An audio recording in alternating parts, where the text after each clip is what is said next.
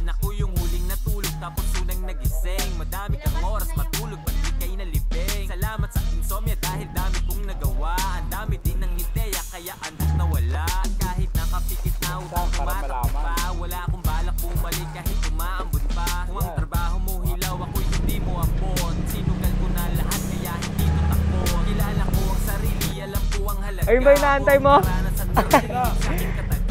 Send ko to kay Daddy Bong.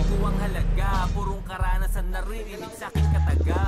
Araw-araw, may ballin'.